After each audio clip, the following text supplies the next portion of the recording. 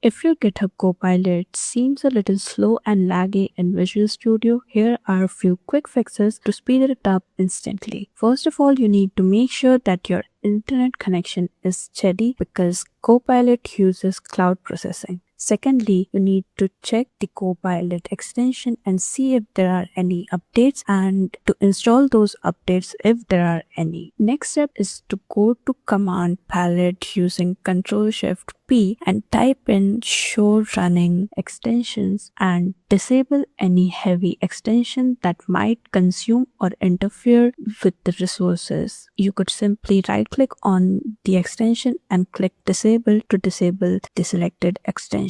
And finally, you could again go to Command Palette using Ctrl+Shift+P and search for reload option and click on the developer reload window button to reload your Visual Studio. And if none of these fixes works for you, you can always reinstall your extension in Visual Studio and it will work.